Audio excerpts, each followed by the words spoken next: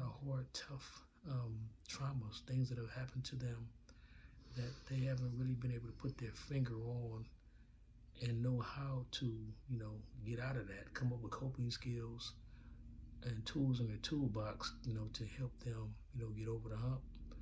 And you were able to do that. Like you said, through the grace of God, through counseling, and through, some tough love, from your mom and as well as your stepdad. So, who I got an opportunity to read recently, and I definitely thanked him. For being there for you when I couldn't be. And as from one man to another, I had to let him know. I appreciate that because there was no telling where you might have been without a father figure in your life here physically, in the flesh. So I will always be forever grateful to him for that. It's so true. I thank him too. I thank him and my mom for allowing me to have a relationship because, with him being in the picture, she couldn't have continued, to allow me to have that without his consent. So I definitely thank him as well. I did want to say, I guess just something encouraging to children of an incarcerated parent. If you had childhood traumas like me, which a lot of people unfortunately experience, I would say, keep going. Don't allow, your past to dictate your future. Don't allow those childhood traumas to hinder you, to weigh you down, to be a burden on your back. Go through the work. I had to do the work. I had to put in some real serious work to get to the place that I am now of forgiveness, of forgiving those who victimized me basically, and to forgive my father for not being here. And so I want to say you can do that too. They might have been the ones to hurt you. I don't know.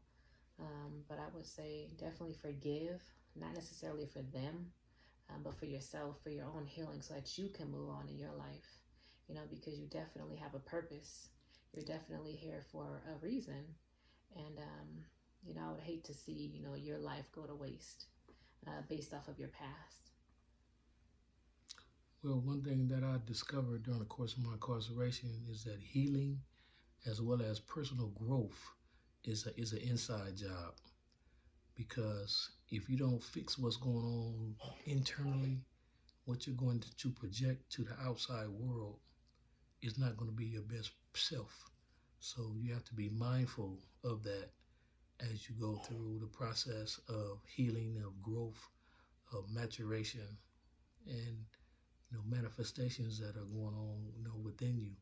You have to really, really recognize and pay attention to your inner communication. The things that you say to yourself is who you become and what you project to the rest of the world. So you have to be mindful of that and stop, think. I'm full of coping skills now. So the system. They turned my life upside down. They made it a living hell, but at the same time, it woke me up in a lot of different ways. Um, there were things again that were very, very shocking to the senses to come to the realization of. And there are things that we will discuss at a later date. We will go into as far as those situations that may have impacted my growth spurt and or caused me to regress during certain aspects of my tenure in prison. But I believe that it will be able to help some those who are still incarcerated and help those who are in touch with those who are incarcerated, possibly help them communicate, how I was able to overcome and endure and ultimately, triumph over, my incarceration, because my incarceration definitely was not designed to rehabilitate me in any constructive way. It was meant to destroy me. And I knew that right from the onset, because I remember when I was arrested for this case, there was an officer who had been pursuing me for a long time. And when he finally was able to, put the cuffs on me and know that, they pretty much had what they needed, the goods to, to get me convicted, rightly or wrongly, he made a statement, and he said, and it was designed to, to hurt me, and it did at the time. He said, you know, your daughter, your children, they're gonna grow up, and be calling somebody else daddy. And at the time, I mean, my mind was somewhere else because I was more focused on what, myself at the time. I was more focused on the allegations. But what he said stuck with me, throughout the course of my incarceration. And that's one of the things that I fought while I was inside there. That's one of the things that I fought to not allow to, come to fruition. So again, through the grace of God, I'm just grateful that, he enabled things, events to transpire that enabled me to, to remain in your life throughout the course of my incarceration. And then, it's given us this opportunity to, to build, to grow, to heal, to learn from one another. And again, hopefully help others, through our experience, because we're still learning, growing, getting to know each other in society. Something that, the opportunity that was there from the very beginning, I wasn't ready to take advantage of. I wasn't ready to be a full-fledged dad. I was, again, I was still a rebel without a cause, just living from day to day, just existing. So I wasn't ready at that time. During the course of my incarceration, I became ready. But, you don't get to pick and choose when you go to prison and when you come out of prison. You just have to, endure, try to grow, and try to show those that are in charge and responsible for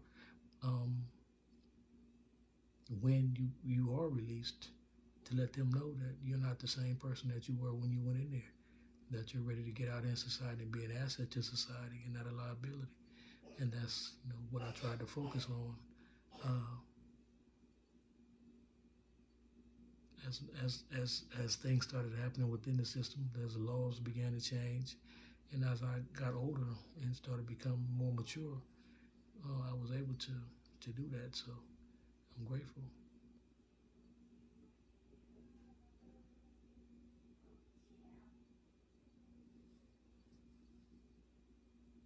What's one thing that you can maybe encourage someone that is incarcerated with, that has a child on the outside? Well, I used to talk to a lot of guys, and I would tell them that, particularly the ones who were estranged from their children, even if they don't have direct contact with their child, if they know someone, whether it's another family member or someone that knows someone that is in contact with the child, or know that their whereabouts, to always, make that effort, make that extra effort, because your child does need you in your life, whether you believe it or not. And they do want to hear from you, whether they respond to you or not, because they're your child. They carry your name. They carry your DNA. So your genetic makeup. So they need you. So at least make the effort. You know what I mean? Sometimes, I'm saying, your efforts, they may be rewarded, and sometimes they may not be. But at least you know that you gave it your best effort. So I always try to encourage them to continue to pray, and let God know that, because he will give you the desires of your heart if you're obedient, and he feels as if you've done the work, to put yourself in a position where you can be an asset to that child or to that young adult. So if you do that, God will pay the way. God will create the circumstances to where you will be reconciled to your seed. So my thing is just never give up. Never give up.